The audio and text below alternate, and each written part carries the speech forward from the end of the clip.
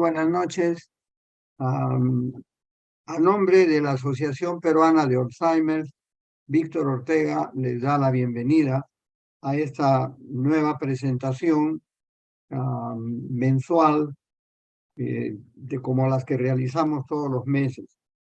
Para los que no son muy familiarizados con APEAT, la APEAT es la Asociación Peruana de Alzheimer, cuyo número telefónico están viendo en pantalla.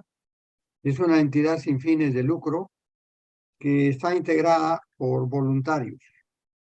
Estamos también, se nos puede encontrar en Facebook, y también tienen allí en pantalla al lado izquierdo nuestra dirección electrónica.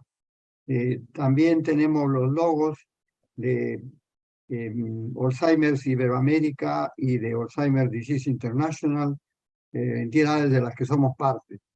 Nuestra misión como voluntarios es la de concientizar a la comunidad en general sobre diversos aspectos de las demencias, su desarrollo y tratamiento, difundir el conocimiento, orientar y educar a familiares y cuidadores, especialmente prestar atención a todos los desarrollos que se estén realizando día a día. Para eso es que somos miembros de esas instituciones que mencioné hace unos segundos, a nivel internacional, que mantienen al día a todos sus miembros sobre los desarrollos que se realicen a nivel mundial. Ahora, también, lógicamente, desde nuestra posición apoyamos todo lo que es soporte y promoción de la investigación científica sobre la enfermedad, su prevención, tratamiento, cuidado de las personas que padecen el mal. Mensualmente, también desarrollamos reuniones para apoyo a cuidadores, que son reuniones en las que compartimos nuestras experiencias con el fin de que cada uno pueda ventilar sus dudas y aprender de los demás. No hablamos nada de medicinas, pero sí compartimos la parte humana de tratamiento a los enfermos.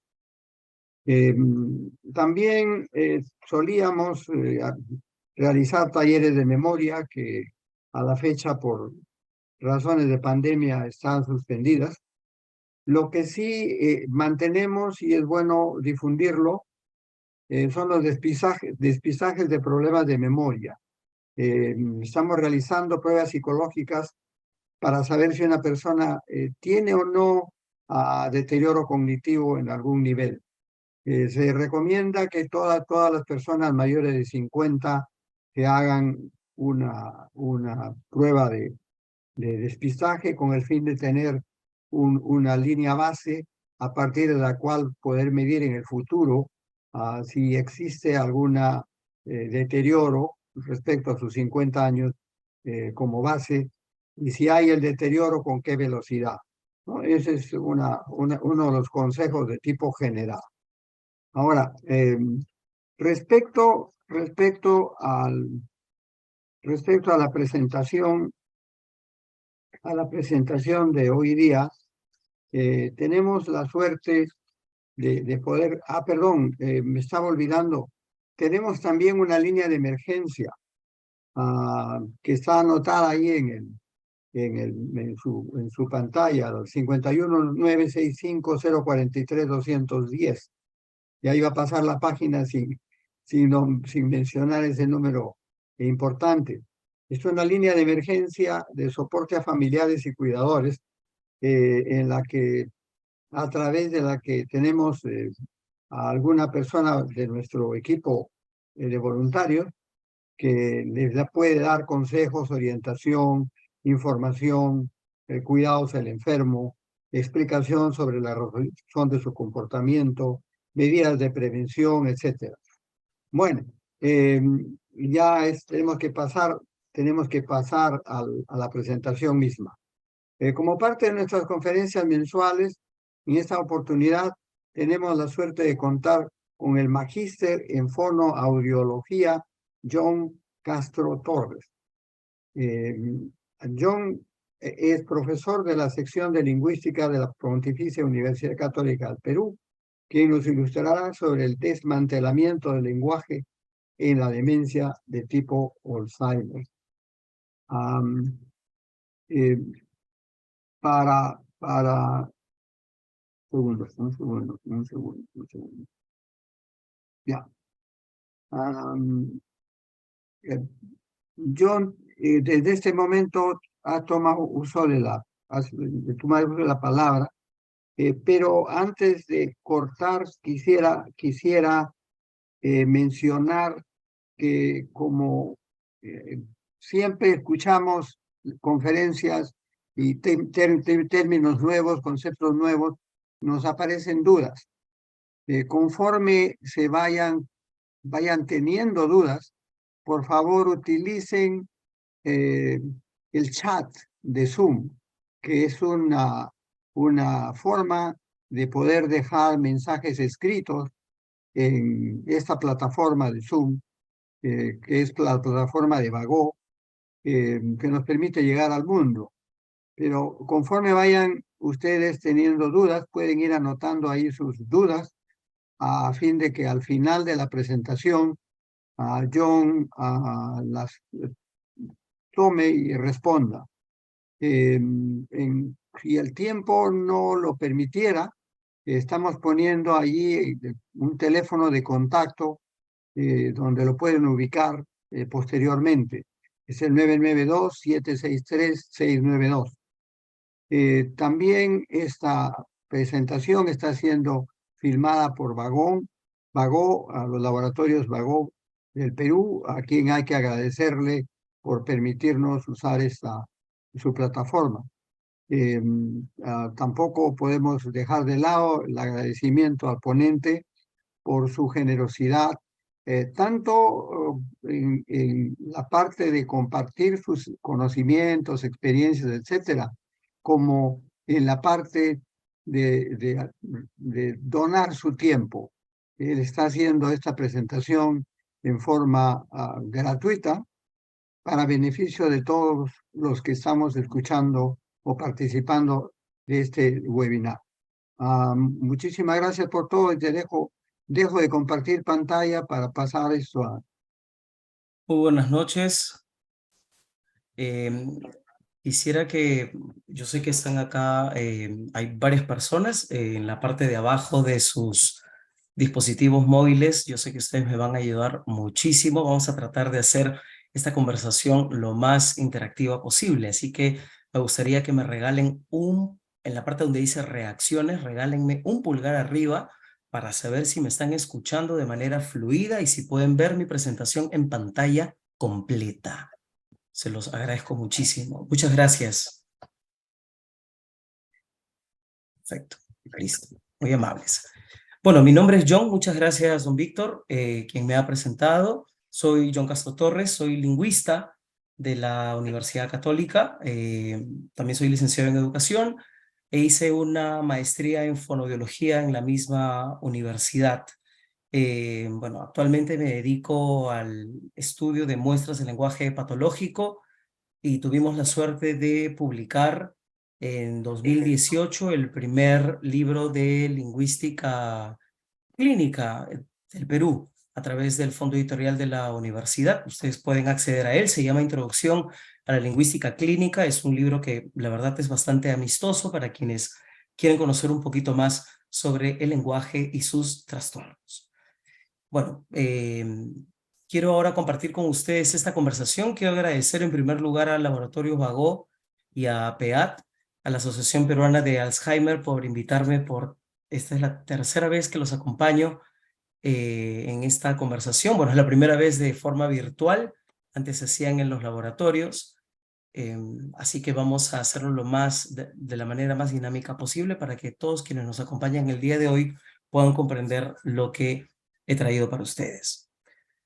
Muy bien, cuando nosotros hablamos en realidad de desmantelamiento, que es un poco fuerte lo que suena, ¿verdad? Nos suena a algo que está siendo destruido, algo que está siendo, se nos está despojando de algo. Pues en realidad no es algo muy ajeno a lo que verdaderamente sucede cuando nos enfrentamos a la demencia tipo Alzheimer. Y es que el lenguaje, esta facultad, esta capacidad que nos hace tan humanos y tan únicos, es lo que verdaderamente empieza a padecer cuando el Alzheimer aparece. Por eso es que me he atrevido a llamar desmantelamiento de nuestra capacidad lingüística cuando nos enfrentamos a una demencia de este tipo. Pero para poder en realidad entender un poco la patología, es importante que partamos de comprender cómo es que todo esto se desarrolla de manera regular. Entonces, no podríamos decir, ah, sí, en efecto, la patología se presenta o tiene estas características desde el lenguaje, si es que en realidad no reconocemos la complejidad que tiene el lenguaje y por qué esto es tan único para nosotros los humanos. Entonces, quiero que recordemos algo en particular. Vamos a ver un pequeño video, no dura más de 1 minuto, sobre este niño intentando hablar. Y ustedes dirán, pero un niño, ¿qué tiene que ver con el Alzheimer? En realidad, quiero que, si bien es cierto, el Alzheimer aparece casi hacia el cenit, ¿verdad? Hacia el final ya del ocaso de la vida del paciente, quiero que vayamos a los inicios para poder entender en orden qué cosa es lo que está pasando con nosotros desde el comienzo. Escúchenlo. Y mientras va sonando el video, les pido nuevamente que me regalen un pulgar arriba. Así me aseguro que ustedes están escuchando lo mismo que yo. Papá, Ara la mamá, mamá, ara a la yaya, yaya, ara a la tía, tía, ara Laura, papá, ara digues chaqueta, que, ara digues rana. No? mamá, Molt bé. Ara qui dirà el iaio? yayo, No saps. yaya, Yaya no, iaio. yayo, Digues iaio. yaya, No, iaio. papu, pim papu, No. Pepe. Muy bien, perfecto. Entonces, hemos visto a un niño. Este niño, al parecer, está intentando hacer algo en particular, ¿verdad? ¿Qué creen que está intentando hacer? A ver si nos pueden ayudar escribiendo en el chat, tal cual lo mencionó don Víctor. ¿Qué está intentando hacer? Yo les voy a presentar algunas preguntitas. Si lo podemos contestar en el chat, yo voy a ir leyendo sus respuestas. ¿Qué creen ustedes que pretende hacer el adulto, no? Al hacer que este niño repita las palabras que él dice. ¿Qué creen que está haciendo? A ver, yo voy leyendo algunas de las preguntas. Ajá, muy bien. Trata de repetir lo que dice el adulto. Ya, perfecto. Modelar su habla. Sí, ok, modelar su habla. ¿Qué más podría hacer? Está enseñándole a hablar. Ahí está, sin tanta ciencia. Muy bien. Enseñándole palabras comunes, enseñarle el idioma. Está enseñándole, claro, ¿no? Muy bien. Ok, perfecto. Es interesante porque las respuestas, si bien es cierto, son distintas, de alguna manera también nos describen tal cual somos, ¿no? Hay quienes están contestando desde su propia especialidad. Por ahí reconozco un par de especialistas del lenguaje que contestan desde su especialidad, ¿no? Dicen modelando su habla. Claro, algo sin tanta ciencia, algo más concreto. Le está enseñando a hablar. Punto. Muy bien. Es poco probable que nosotros recordemos que eso lo hayan hecho con nosotros, pero para quienes tienen hijos o han tenido la experiencia de poder verlo en sus sobrinos, en hermanos, menores, etcétera, ¿recuerdan ustedes cuando esto se hacía con los pequeños? ¿Lo recuerdan? Estoy completamente seguro que sí. ¿Han tenido algún tipo de experiencia con esto? También lo han tenido. ¿En algún momento lo han hecho? Sí lo han hecho. Y ahora sí les pido por favor que lo escribamos. ¿Creen ustedes que este ejercicio que hemos visto y que les cuento es en lengua catalana? Parece castellano, pero no lo es en catalán. Eso quiere decir que se hace en todas las lenguas. ¿Creen ustedes que es necesario que se haga para poder aprender a hablar? ¿Sí o no? A ver, pónganlo en el chat, por favor. ¿Creen que esto es importante? ¿No es importante? Quizás sin necesidad de que alguien lo haga, podríamos lograrlo, ¿ok? Sí es importante. ¿Creen ustedes que hubiera pasado algo diferente si es que no lo hubieran hecho con nosotros? ¿Mm? Si no lo hubieran hecho con nosotros, hubiéramos tenido la posibilidad de poder desarrollar sin ningún problema nuestras capacidades lingüísticas. Ah, interesante. Muy bien. ¿Hubiéramos demorado en aprender? Ok, puede ser. Bien, ya, perfecto. Les cuento algo. Aquí vienen una serie de cuestionamientos, ¿no? Ahí está, muy bien. Nos cuentan a María que es necesario. Ella lo ha hecho con sus 3 hijos. Claro, nos hubiera costado un poco más poder hablar. Perfecto. Ya, muy bien. Aquí quizás estamos hablando desde, porque en realidad no necesitamos ser ni especialistas ni lingüistas para poder darnos cuenta de que necesitamos una serie de estímulos para que el niño pueda responder ante esto, ¿cierto? ¿Ok? Pero ahora yo pregunto algo que sí tiene que ver un poco más con teoría lingüística. ¿Creen ustedes que nacemos con algún tipo de determinación genética para poder generar lenguaje? O sea, venimos con alguna suerte de chip incorporado para poder hablar. ¿Creen ustedes que eso es así? ¿O en realidad todo lo aprendemos del entorno? Venimos sin absolutamente nada y si no fuera gracias a toda esta influencia es que nosotros podríamos desarrollar lenguaje. ¿Qué creen? Sí, venimos con un chip incorporado. Sí, ok, al parecer hay quienes piensan que sí, hay quienes, en público, asegúrense de contestar donde dice todos, ahí está. No creen que vengamos con algo incorporado. Muy bien, ok, no hay problema. No hay respuesta buena ni mala, ¿ya? Todas las respuestas son válidas y les cuento por qué. Porque en realidad el conocimiento trata de ello, de tratar de plantear hipótesis sobre la base de un sinnúmero de experiencias. Y aquí es donde vamos a hacer un poquito de historia de qué es lo que sucede con ello, para que podamos entender lo que vamos a hablar el día de hoy. Miren, algo tan sencillo como esto, que es el estímulo-respuesta que hemos visto en el video, se explica desde la teoría conductista. A ver, vamos a leer lo que dice Milagro Sanchante. Hay niños que desde nacidos son llevados a otro país, de otras lenguas, y aprenden perfectamente el idioma. Muy bien, aquí estamos hablando de varias cositas y he tomado nota de ellas. Hemos hablado de lenguaje, hemos hablado de lengua, o sea, idioma, y por ahí nos falta un término más que debemos de terminar de cerrar para poder comprender toda esta máquina fabulosa que es el lenguaje. Porque es una máquina. Miren, todo esto que conocemos como el estímulo-respuesta, ¿sí? El estímulo repetir para que la persona pueda decir exactamente lo que nosotros queremos, esto es absolutamente conductista. Y yo lo había planteado un amigo nuestro, Skinner. Skinner, en su libro del 57, Verbal Behavior, comportamiento verbal, Skinner era un estudioso del comportamiento. Él decía que todo aquello que hacían los seres humanos merecía ser entendido y estudiado como un comportamiento. Y decía que el lenguaje también era un comportamiento, claro, de naturaleza verbal. Interesante, ¿ok?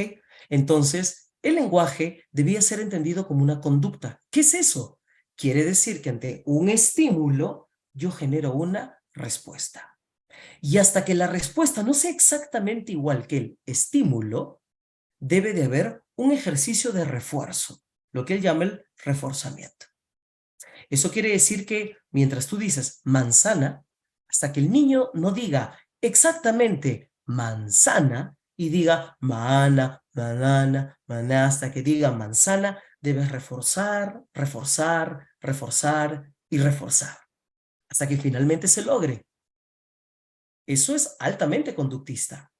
¿Lo hemos hecho alguna vez? Lo hemos hecho siempre, toda la vida. ¿Sí? Hasta ahora lo hacemos. Ya pasó desde el 57, miren ustedes que fue publicado este libro. Pero cuando a Skinner le preguntaron, oye Skinner, lo que dices es cierto, porque sí, yo suelto estímulos hasta que sale, no paro, ¿no? De reforzar. Ya, pero ¿cómo se llama? ¿Qué pasa dentro de acá? ¿Qué pasa dentro de la mente? Ah, bueno, Skinner, muy respetuoso, con una respuesta bastante política, contesta que eso es algo que su ciencia no va a describir y decide denominarlo caja negra. Muy inteligente de su parte.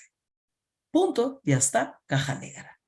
Entonces tenemos estímulo que entra a la caja negra, no sabemos qué pasa dentro de la mente, se genera una respuesta. Y esa respuesta, hasta que no sea exactamente igual que el estímulo, sigue en este círculo vicioso del reforzamiento.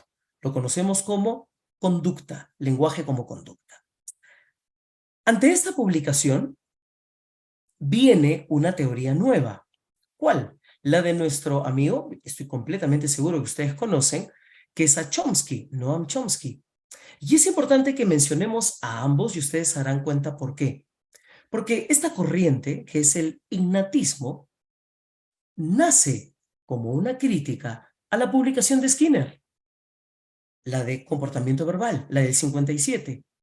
Y Chomsky nos dice, compadre, en realidad, esa caja negra, esa caja negra de la que tú estás mencionando, ¿sí? En realidad, ahí existe un dispositivo lingüístico de corte mental y que además es innato, quiere decir que nacemos con él y que nos permite generar lenguaje, más allá de la cantidad de estímulos que nosotros necesitemos. Igual vamos a poder generar lenguaje. Claro que todo esto, que son teorías, tienen patas flojas. Por eso es que no podemos simplemente abrazar al conductismo que nos ha dado grandes resultados. Es más, todos nosotros, todos los que estamos aquí presentes, somos producto de los ejercicios conductistas de nuestros papás. Nuestros papás nos han repetido hasta el cansancio un montón de cosas. Nos han dicho lapicero, plumón, cabeza, ojo, lentes, etc. Y los han repetido hasta que nosotros finalmente los hemos aprendido. Pero ¿cómo es que nosotros también, sin necesidad de un estímulo directo, hemos podido generar lenguaje? Como cuando el niño está gateando, está aprendiendo a hablar, ya balbucea, ya dice algunas palabras lo suficientemente construidas y por ahí suelta una lisura, por ahí se le sale un carajo al niño. Y resulta que papá, mamá, abuela, abuelos, todos dicen esa palabra, todos. Pero nadie se sentó, ni sentó al niño y le dijo, en el momento en el que tú te sientas con mucha cólera, vas a decir carajo, por ejemplo. Entonces, mientras todo el mundo busca el culpable sobre quién le enseñó a decir carajo al niño, se justifica esta teoría. ¿Qué es lo que sucede, mis queridos amigos? Sucede que existen muchísimas teorías para poder entender la adquisición del lenguaje. Sí, está la teoría conductista, está la teoría, ¿verdad?, que nos habla de cómo es que nosotros recibimos, está el innatismo sobre la que en realidad se han fundamentado muchísimas más teorías. Está la interaccionista, ¿verdad?, que nos habla sobre lo importante que es el elemento social para poder desarrollar lenguaje. Pero todo esto que estamos conversando ahora nos sirve para comprender lo complejo que es el lenguaje. Número 1, que de la conversación del día de hoy tenemos que irnos liberados de este estigma. Y si podemos tomar nota, funcionaría aún mejor. Adquisición no es lo mismo que aprendizaje. La adquisición del lenguaje está relacionada directamente con la naturalidad con la que el niño recibe estímulos. Y eso tiene que ver con una de las características fundamentales que plantea nuestro amigo Chomsky, repito, sobre el que se han basado muchas otras teorías.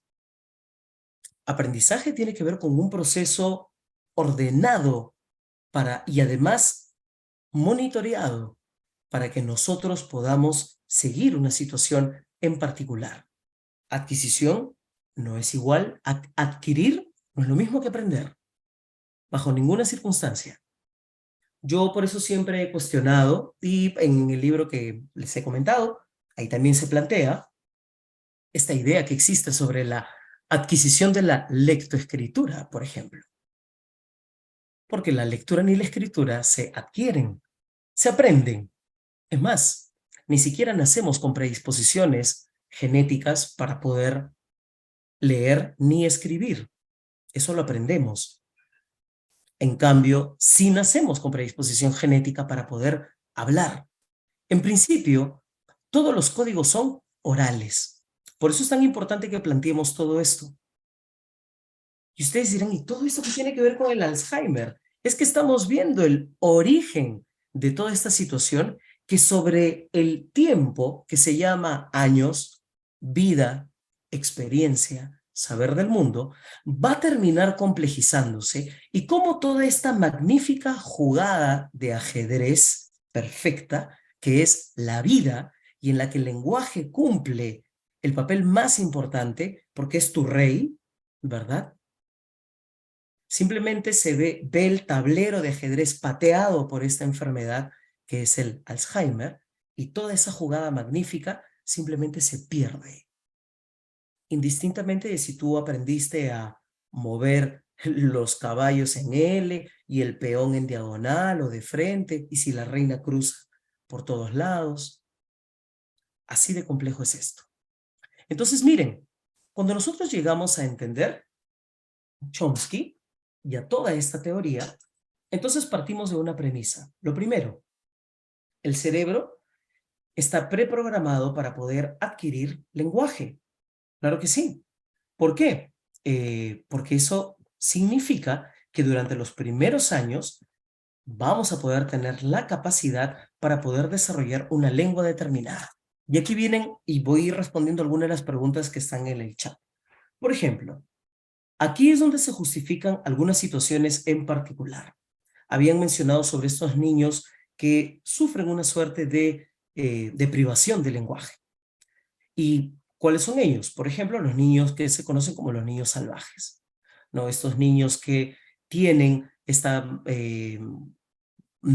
aislados del mundo, ¿verdad? Y se crían se han encontrado niños criados por lobos, niños criados por ovejas, Ginny, por ejemplo, que no fue criada por ningún animal, sino que estuvo aislada del contacto humano y en realidad por unos papás que tenían serios problemas mentales y que fue descubierta cuando la niña tenía casi 13 años, ¿no? Y había perdido todas sus facultades lingüísticas.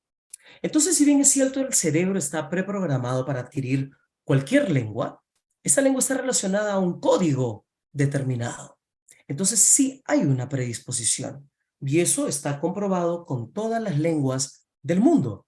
Quiere decir que si nos toca, quiere decir que todos nacemos con un dispositivo lingüístico, con una predisposición para generar lenguaje.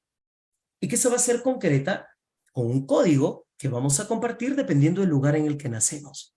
Si nos tocó nacer en el Perú y en Lima, en el que todos hablan castellano, entonces, o la gran mayoría habla castellano, bueno, tendremos que desarrollar castellano. Si nacemos en el Perú, pero nacemos en una comunidad que habla la lengua ahuajún, que es una de nuestras tantas lenguas amazónicas, pues desarrollaremos la lengua ahuajún. Si nos toca desarrollar aymara, será. Si nos toca nacer en China, pero en China donde se habla chino cantonés, pues nos tocará hablar chino cantonés. Y así se comprueba esto con todas las partes del mundo.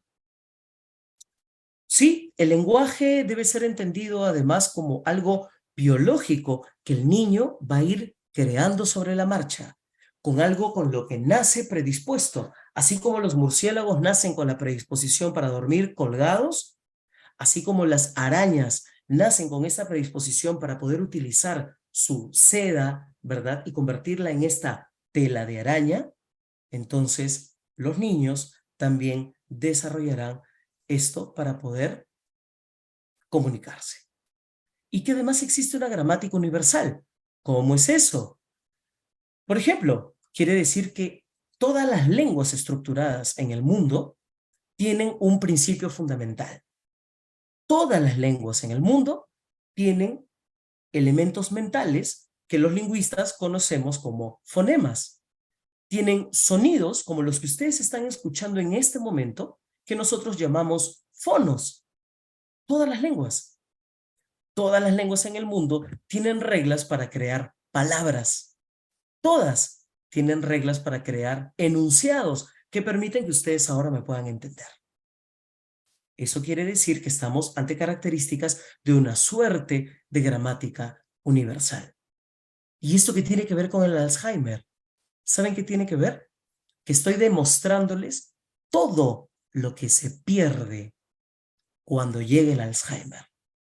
No es solamente que olvido palabras o ya no puedo decir algo, sino que todo lo que nos ha costado construir en años se pierde de manera bastante acelerada y con situaciones de forma muy, muy concreta, como lo vamos a ver. Miren, cuando nosotros estamos hablando de periodo crítico, cuando nosotros hablamos del periodo crítico, y aquí quiero contestar para los que poseemos la estructura cerebral para adquirir lenguaje. Claro, porque además tenemos, cuando estamos ante ello, gracias Carmen, nosotros tenemos una suerte de diseño, ¿verdad?, cerebral para que esto sea posible. Así es. Cuando nosotros estamos hablando de un periodo crítico, y aquí contesto para quienes nos dicen que los niños pueden aprender más lenguas en un momento determinado de su vida, esto tiene que ver con los primeros años, ¿sí? Y tiene que ver con que vamos desde los 0 hasta aproximadamente los 7 años.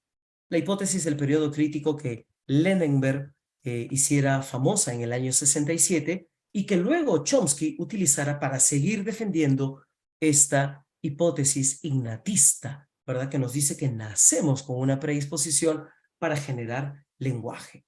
Entonces nos abre la posibilidad de poder entender que yo, de los 0 hasta los 7 años, puede ser un poco más, sin problemas, puedo convertirme en una persona competente.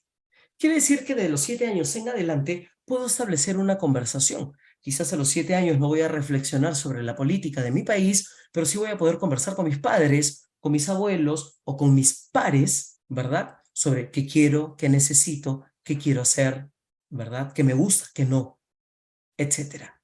Y sobre la base de ello, voy a seguir incrementando mis conocimientos sobre la lengua que tú has desarrollado. ¿Puede uno en ese periodo crítico desarrollar otra lengua de manera paralela? Sí. ¿Puede uno terminar el periodo crítico a los 7 años desarrollando ambas lenguas?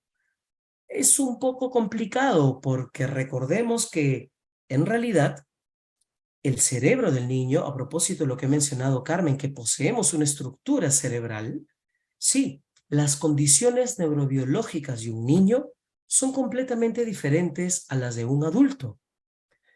Por eso es que nosotros decimos coloquialmente que el cerebro del niño se parece a una esponja.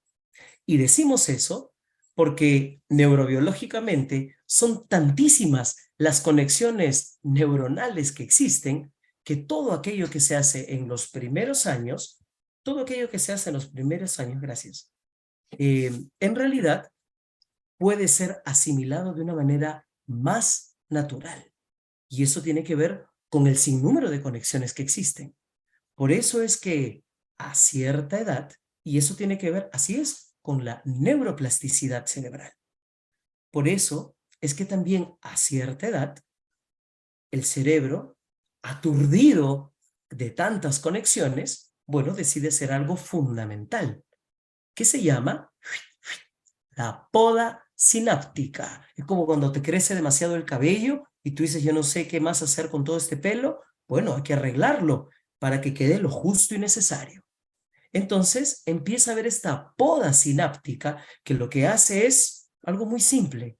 El cerebro elimina lo que no se utiliza.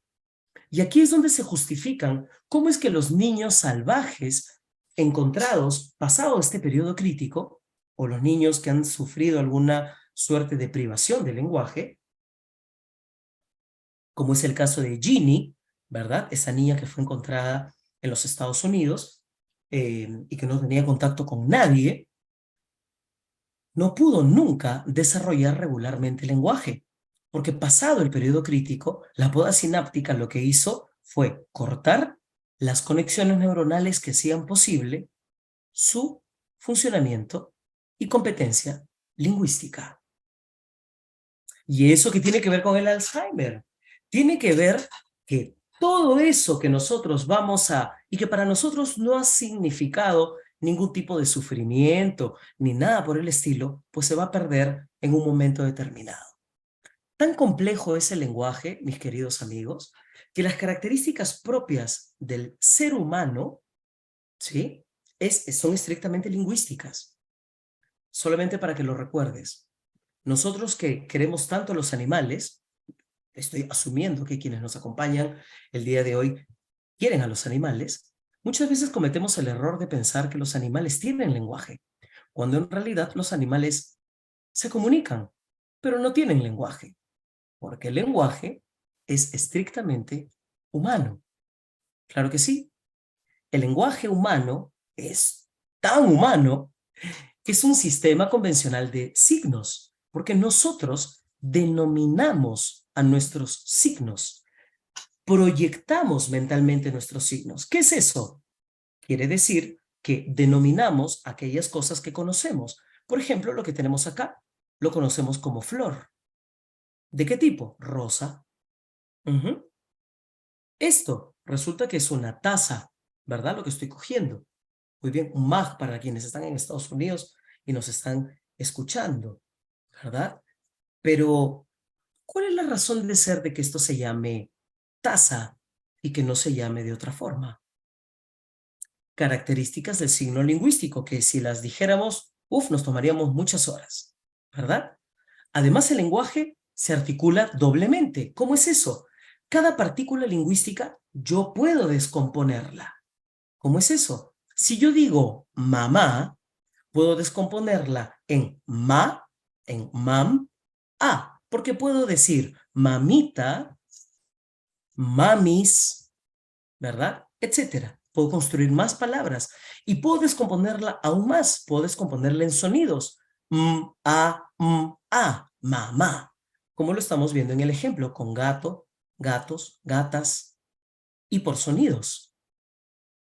Puedo hablar del tiempo, puedo hablar del espacio, puedo ser creativo con el lenguaje, puedo crear nuevas palabras, puedo crear nuevas situaciones para usarlas. Es absolutamente funcional. Quiere decir que lo puedo utilizar en situaciones que además yo desee. Soy yo, el hablante, quien usa el lenguaje cuando yo quiera. Y algo fundamental en el lenguaje oral es la prevaricación, clave fundamental del lenguaje humano. ¿Qué cosa es la prevaricación?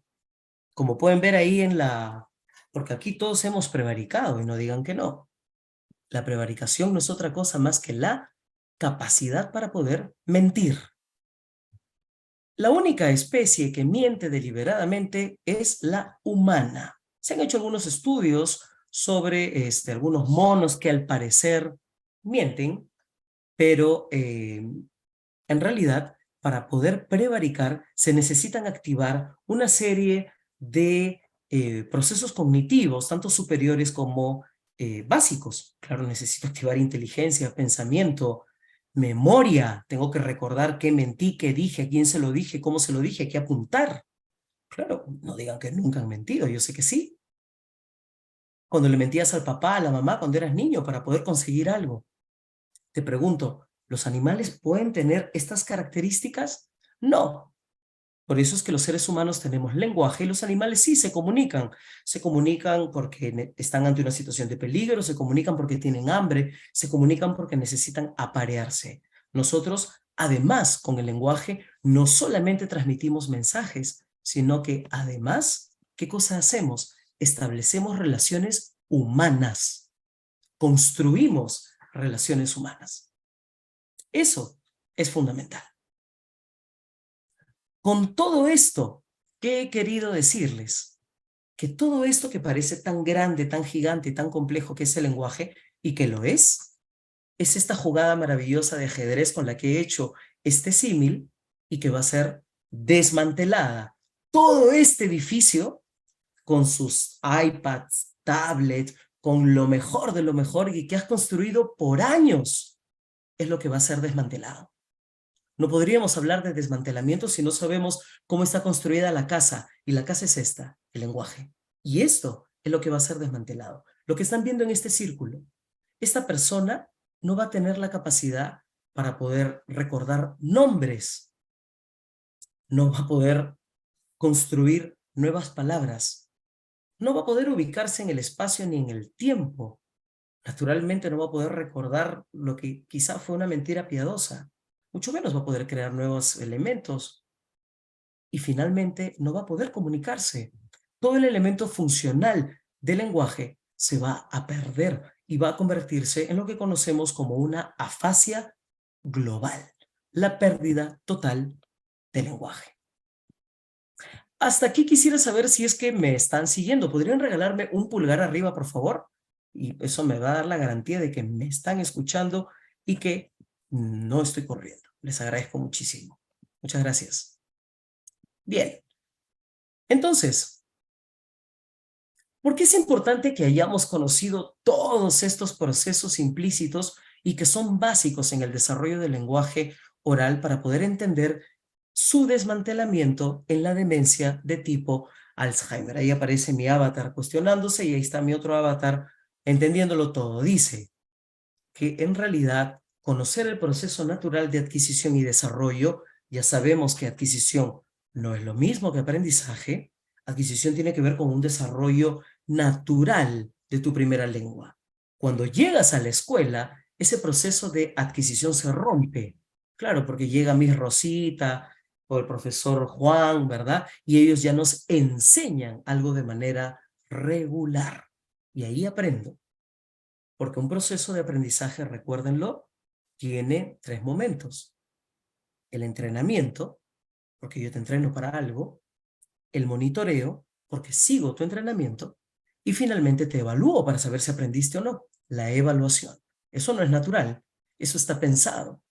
Es más, en la conversación que estamos teniendo en este momento, para quienes por primera vez me escuchan, o primera vez escuchan una conversación de esta naturaleza, es un proceso de aprendizaje, no de adquisición, no porque ustedes están caminando por el campo y llegó a ustedes el conocimiento, sino que esto fue pensado por mí y decidí colocar estos conocimientos de esta manera y no de otra. Eso ya no es natural. ¿Sí? Entonces recuerden siempre eso y cuestiónense. No hay que entenderlos como sinónimos porque no lo son. Entonces, el proceso natural de adquisición y de desarrollo del lenguaje permite comprender la verdadera dimensión de la pérdida de las facultades lingüísticas. Solamente habiendo entendido este gran círculo, ¿verdad? Donde hemos visto las características propias del lenguaje oral, es que realmente vamos a entender por qué hablamos de un desmantelamiento y por qué lo hemos denominado de esa manera tan dura. Porque hablar de desmantelamiento es en realidad bastante duro. Claro, porque es como quedarme sin nada. Y en realidad es lo que sucede, ¿no? Bien dice el holismo, ¿no? De Goldstein, un ser humano sin lenguaje es un ser humano incompleto, ¿no? Él habla de que el ser humano hace la analogía del ser humano con el lenguaje, ¿no? El ser humano es igual al lenguaje. No hay lenguaje, no hay ser humano. Es duro, pero finalmente es lo que nosotros, desde nuestros nichos, que puede ser porque eres médico, porque eres lingüista como yo y te dedicas o no a la patología del lenguaje, porque quizás eres terapeuta del lenguaje o eres cuidador o eres familiar de una persona con lenguaje, has visto que todo eso que en su momento fue tan natural, tan normal, tan de siempre, pues en realidad ahora ya no lo es. Muy bien, vamos a ver entonces qué es lo que sucede con el cerebro de manera bastante puntual. No me voy a explayar en la parte médica porque En realidad, esta es una conversación sobre el lenguaje, pero sí quisiera ver esta parte neurolingüística. Ustedes ven en el lado izquierdo un cerebro sano, ¿sí? Acá tenemos un cerebro sano y esta parte, para nuestros amigos cuidadores y para quienes no conocen la estructura del cerebro, esta parte que nosotros vemos como rugosa, que parece toda arrugada, ¿verdad? Del cerebro, que conocemos como circunvoluciones, ¿verdad? Mientras más circunvoluciones tiene el cerebro, mientras más arrugadito está el cerebro, las funciones están mejor conservadas. En un cerebro en etapa avanzada de Alzheimer, no solamente se va reduciendo en tamaño, sino que las circunvoluciones van como si alguien las planchara, como que van borrándose. De manera bastante básica, se ve entonces, se corrobora en el cerebro como tal, en el órgano como tal, que en efecto, las funciones generales de esta persona se ven afectadas a propósito de la presencia de este tipo de demencia. Naturalmente, las funciones lingüísticas se van a ver disminuidas. Entonces, veamos qué es lo principal y qué es lo que nosotros vemos en este tipo de demencia, las características comunicativas. He intentado resumir todo lo que esto puede implicar, porque era importantísimo que conociéramos lo primero, si no jamás vamos a entender por qué le frustra tanto al paciente que aún tiene ciertos halos de luz, aquello que le fue tan natural, ¿sí? Entonces, he intentado resumirlo en esta diapositiva. Las características comunicativas, entonces, sí, hay dificultad para encontrar la palabra correcta al hablar. Es lo que nosotros conocemos como anomias. No existe la posibilidad para poder, nosotros los lingüistas decimos que hay una disociación del signo lingüístico, claro, porque el signo lingüístico, ¿qué cosa tiene? Tiene un significante, que para el común denominador es el nombre de la palabra, y el significado, ¿qué significa? Esto que es una taza, ¿verdad? Esta persona incluso puede llegar a decir y a señalarla, y quiere decirla, pero no encuentra la palabra. Entonces empiezan como algunos de estos primeros síntomas lingüísticos a propósito del Alzheimer. Hay problemas para entender lo que significan también las palabras. Entonces ya no basta solamente con que ya no recuerdo cómo se llama cada cosa, sino que ahora también tengo dificultades para poder comprender qué cosa se me está diciendo. Recuerden además que, si bien es cierto, hay un desmantelamiento no solamente del lenguaje, lo hemos visto ahora en el cerebro, hemos visto cómo se reduce el cerebro, prácticamente hay una suerte de huracán que viene y arrasa con todo lo que encuentra, con todo aquello que se fue construyendo durante tantos años y que costó tanto. Hay problemas para poder atender durante las conversaciones largas. Lógicamente, la capacidad para poder atender se ve disminuida. Ahora, es importante que comprendamos que todo esto lo estamos sobre todo basando en lenguaje oral, porque naturalmente aquellas cosas que se aprendieron sobre la base del entrenamiento, como fue la lectoescritura, es algo que se va a ir perdiendo sobre la marcha y antes que el mismo lenguaje oral. ¿Cómo es esto? El lenguaje oral, si bien es cierto, empieza a manifestarse, o la pérdida del lenguaje oral empieza a manifestarse sobre todo con las anomias, que usualmente es el primer síntoma, la primera característica que tiene una paciente con Alzheimer. El lenguaje oral también es el último en desaparecer, porque sobre la marcha van desapareciendo otras funciones y el lenguaje escrito desaparece entre esas funciones. Pero recuerden, el lenguaje escrito no fue adquirido, fue aprendido. Ustedes dirán, sí, se aprendió, por supuesto. Recuerden asumir Rosita, Susanita o como se haya llamado, de la primaria, ¿verdad? O para quienes ya son un poco más grandes, y del jardín de la infancia, ¿verdad? O quienes son maestras, el aprestamiento. El aprestamiento es un proceso en el cual tú estás adecuando al niño para que aprenda a agarrar el lapicero de esta forma, como lo están viendo. Ahora, que ustedes lo agarren así, así, bueno, ya eso es otro tema, pero a ti te entrenaron para eso, por eso hiciste plastilina, ¿verdad? Ponle papel crepé, haz la bolita al papel crepé, haz bolita al papel crepé, llénale la barriga al elefante, no te salgas del círculo, etcétera, etcétera. Eso forma parte de un proceso de aprendizaje, hasta que llegas a la lectura y a la escritura. Por lo menos aquí en el Perú, nosotros estamos acostumbrados primero a la escritura ligada y luego nos aproximamos a la script, ¿verdad? A la imprenta, como quieran llamarla. Pero todo eso es resultado de un proceso de aprendizaje. Por eso regreso. Lo primero que se pierde, sí, es una manifestación oral. Lo último es oral. Toda la producción lingüística está enmarcada en el lenguaje oral. Lo del medio es la lectoescritura, porque fue aprendido, no adquirido. Eso es importante que lo recordemos. Tiene una razón de ser. Por eso también se pierde primero, porque se aprendió, no fue natural. Entonces, aquí también tenemos problemas, sí, para poder conversar. Naturalmente, si esta persona no tiene la capacidad para poder recordar qué palabras utilizar y además tampoco tiene ahora la capacidad para poder recordar aquellas palabras que le dicen, va a tener dificultades para poder establecer una conversación muy larga. Sus conversaciones entonces se van a reducir significativamente. Ahora, puede estar contándote algo, pero como su capacidad para poder recordar también se va a perder, sí, el hilo conductor de la conversación o de su línea de pensamiento sí se va a ver reducido también.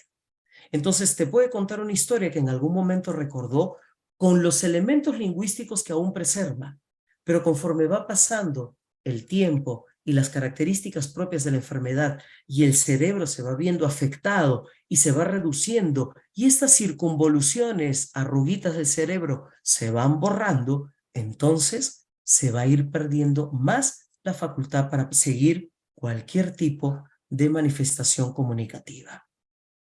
Ahora, sí va a tener dificultades naturalmente para poder hacer cualquier actividad común, que incluso va más allá de la producción estrictamente lingüística. Recordemos que no solamente estamos hablando de producción lingüística por el hecho de hablar, estamos hablando también del lenguaje corporal, estamos hablando de los gestos, es decir, de elementos tanto extralingüísticos como paralingüísticos. Y tiene que ver con el último elemento que estamos viendo. Por ejemplo, con lo extralingüístico, eso tiene que ver con cómo muevo mis manos, cómo muevo mi cara, cómo reacciono, los gestos que yo hago. Cuando algo me sorprende, usualmente levanto las cejas. Cuando algo me da risa, no puedo sonreír, pero tengo un control volitivo, o sea, a voluntad, cuando quiero controlarme de decir algo, etc. ¿Qué sucede con los elementos paralingüísticos, como por ejemplo la prosodia? Las personas con dificultades lingüísticas, naturalmente, a propósito de la demencia tipo Alzheimer, pierden la prosodia para poder comunicarse. Llegan a tener una suerte de habla robotizada, luego son muy sensibles a su propia producción del volumen. A veces las personas pues gritan, a veces hablan bajo y luego sorprenden con algún grito, ¿verdad? Y al mismo tiempo se convierten en personas altamente sensibles tanto al contacto físico como a la manera en la que se les habla. Entonces, si bien es cierto, hay características comunicativas propias de la demencia tipo Alzheimer, lo primero que tenemos que entender que todo esto maravilloso que hemos visto que se ha construido por años y que nos hace tan humanos e inflar el pecho y decir somos humanos y tenemos lenguaje, todo esto se pierde ante la presencia de este tipo de demencia. Y se ve sujeto a estas características sumamente concretas. Me he atrevido, repito, a consolidar en una diapositiva estas características comunicativas para poder respetar el tiempo de nuestra conversación e ir a cómo deberíamos de actuar desde nuestros nichos con un paciente con demencia de tipo Alzheimer. Lo primero, hay que hacer contacto visual para poder obtener atención y hay que llamar a la persona por su nombre. ¿Sí? Recuerden que lo último que va a perder es, si bien es cierto, esta persona va a tener dificultades para recordar ciertas cosas, mientras más nos acerquemos, mientras más podamos tratar de cerrar el círculo de las cosas que sí queremos como cuidadores, como médicos, enfermeras, lingüistas, esposos, esposas, hijos, nietos, que recuerden, insistamos, el estímulo altamente conductistas. Ahora ustedes que ya saben sobre el conductismo, altamente conductistas. Entonces, hago contacto visual, miro a la persona, obtengo su atención y la llamo por su nombre. Hay que hacer conciencia sobre nuestro tono, sobre el volumen de nuestra voz, nuestro lenguaje corporal. Muchas veces no nos damos cuenta de cómo es que nosotros nos comunicamos con la persona con demencia tipo Alzheimer. Esto es un ejercicio altamente sensible, muy sensible, porque cuando nosotros conversamos, en realidad muchas veces podríamos perder la paciencia, perdámosla con todos, pero no con quien nos acompaña en casa o quien tengamos cerca y que tiene una demencia tipo Alzheimer. Sí, hay que permitirle también y practiquemos la toma de turnos con el paciente con demencia tipo Alzheimer. Es decir, promover la interacción. Es decir, vamos a suponer, si yo conviviera con un paciente con este tipo de demencia, si yo empiezo a conversar, no solamente contarle cosas, buscar la manera de que esta persona responda a lo que yo le estoy planteando. Eso es un ejercicio bastante sencillo. Entonces, buscar, a ver, cuéntame tú, ¿y a ti qué te parece? A ver, ¿te acuerdas? Y si no se acuerda, buscar la manera. Nosotros como hablantes, que tenemos toda esta maravilla que ustedes han visto, tenemos la capacidad para poder moldear nuestro propio discurso y darle el insumo al paciente con demencia tipo Alzheimer para que pueda, con base en lo único que le queda, seguir conversando. ¿Sí? Muy bien. ¿Podemos usar métodos que no sean necesariamente hablar para ayudar a la persona? Sí, que es lo que estoy mencionando. El que queramos. La clave también es el tono. Y si en algún momento creemos que la comunicación podría generarnos algún tipo de problema, entonces podríamos intercambiar por alguna actividad divertida. Hacer una actividad diferente. Podríamos comer, podríamos caminar, podríamos hacer muchísimas cosas. Lo importante es que recordemos que esa persona alguna vez tuvo lo mismo que nosotros, de lo que nosotros ahorita disfrutamos. Y nosotros estamos en la capacidad de poder darles el insumo para que sigan siendo, aunque sea un poquito de lo que fueron. Porque lo que menos quieren esas personas en ese halo de luz que tienen es perder la dignidad. Y el lenguaje, esta capacidad maravillosa que nosotros tenemos, es la que en realidad nos la da. Quiero terminar esto con una situación muy polémica que se señala sobre el Alzheimer y el bilingüismo. Hay algunos estudios que señalan que el Alzheimer y el bilingüismo están ligados. Quieren decir que las personas que desarrollan más de una lengua, así tengan alguna carga genética que pueda hacer que genere Alzheimer, retrasaría los síntomas o los indicios iniciales de Alzheimer. Quiere decir que si está programado su cuerpo para poder desarrollar Alzheimer a los 68 años, pues es probable que lo desarrolle mucho después. Hay indicios que dicen que sí, sigue siendo igual, algunos lo cuestionan bastante, pero yo como lingüista simplemente los invito a reflexionar algo. Si la naturalidad, ¿verdad?, para poder desarrollar una lengua ha significado todo un ejercicio mental, pues si el bilingüismo que implica la capacidad para poder ejercitar el cerebro y nuestras condiciones cerebrales al aprender nuevos códigos, nuevas reglas, nuevas palabras, cae de madura la idea que las personas que hablan más de una lengua, pues posiblemente, si, aunque estuvieran con esta predisposición genética para desarrollar demencia tipo Alzheimer, es muy probable que sí tengan las condiciones para afrontar de mejor manera una situación de este tipo. No lo señalo categóricamente, pero sí los invito a reflexionar sobre esto. Una persona entonces bilingüe o que hable más de una lengua, pues las condiciones en las que va a estar su cerebro, pues van a ser aún mejores como aquellas personas que han sido maestros, sobre todo de primaria, porque el maestro de primaria conoce mucho, profesionales de la salud e ingenieros, ¿no? Porque se está haciendo ahora un estudio sobre qué profesiones o qué personas llegan a cierta edad y desarrollan algún tipo de, afrontan mejor una situación de demencia. Finalmente, quisiera compartir este video que no dura más de 2 minutitos sobre qué sí debemos hacer y qué no debemos hacer ante demencia tipo Alzheimer. No tiene sonido, así que no se preocupe. Sonido hablado.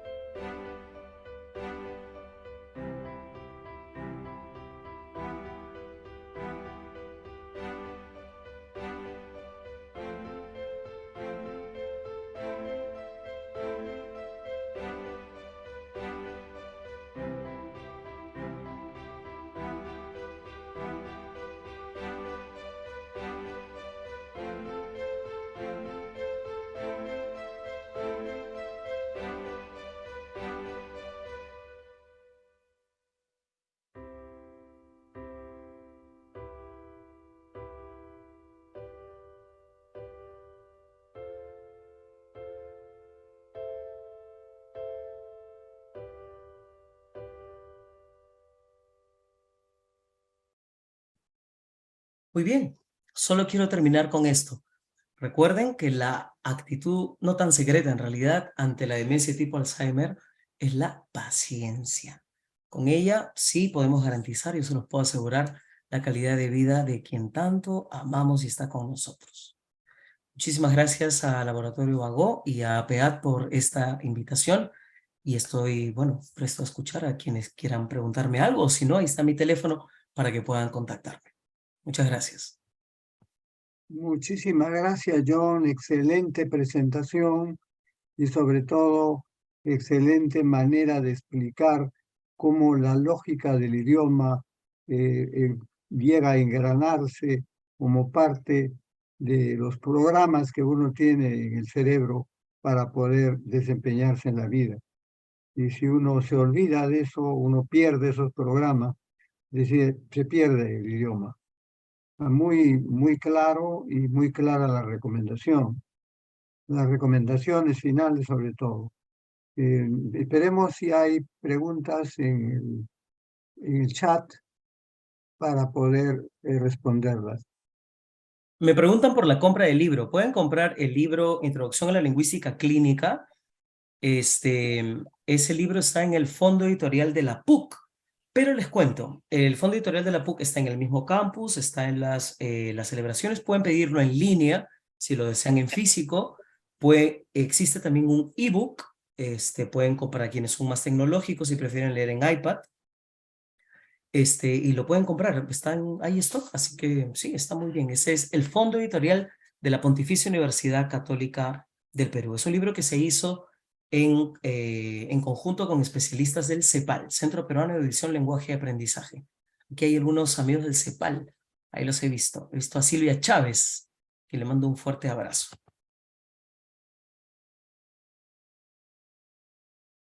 Aquí hay una pregunta interesante sobre el Alzheimer de inicio temprano, a diferencia del inicio tardío. En cuanto al desmantelamiento del lenguaje, Mariela, no hay tanta diferencia. Es en realidad, por ejemplo, el desmantelamiento el de inicio está relacionado más que todo al tiempo que el paciente puede sostener la enfermedad y cómo es que la familia también lo lleva. Hay una película muy buena que explica, incluso definitivamente ellos han asesorado científicamente sobre esto, que se llama Still Alice, Siempre Alice, traducida como Siempre Alice. Julianne Moore es la actriz, es más, ganó el Oscar por interpretar a una lingüista que enseñaba fonética y que tuvo un Alzheimer de inicio temprano, a los 50 años. Entonces, las condiciones lingüísticas en las que esto aparece en realidad son casi iguales, solamente que el tiempo, naturalmente, de vida de la persona se va deteriorando y sus condiciones también, ¿no? Hay un nivel de conciencia más alto. Ahora, las terapias de recuperación per se no existen para el Alzheimer. Lo que existe es una terapia de contención, en todo caso para sostener o aletargar el desmantelamiento, porque con mucha pena debemos de admitir que hasta el desmantelamiento va a suceder, ¿no? Eso va a suceder, sí. Durante estado de Alzheimer, los mejores ejercicios en realidad, donde el mismo estado de Alzheimer, los mejores ejercicios son de tipo oral, pero se podrían utilizar también fichas, como por ejemplo las fichas que se utilizan para jugar memoria, dónde se encuentra cuando uno coloca en una mesa, por ejemplo, estas 12 fichas y decimos, a ver, volteamos y acá tenemos no sé, pues una mesa, volvemos a voltear, busquemos en otra, acá hay una silla, y volteo otra ficha, ¿no? Acá está la mesa, ¿dónde estaba la mesa? Y la volteamos. Podría funcionar muy bien. Ay, no, muchas gracias. Cualquier duda, cualquier dificultad, cualquier que tengan, me pueden escribir sin ningún problema al teléfono que se les ha compartido, o voy a escribir aquí mi correo electrónico, es john.castro@pucp.pe. Ahí está, todo lo estoy señalando, john.castro, y lo estoy mandando por el chat. john.castro@pucp.pe. Ahí está, ya le llegó a todos, ese es mi correo. Encantado de poder. Sí, lo escribo también en el chat. En el chat se habla sobre todo lo relacionado a trastornos del lenguaje, no solamente a demencias, pero hay un capítulo exclusivo sobre lenguaje y envejecimiento, que es súper interesante. Se llama Introducción a la Lingüística Clínica. Si no hay más preguntas, dejaríamos esto ya en manos de Vago. Muchísimas gracias por la invitación. Con el agradecimiento especial a John Castro por su excelente presentación.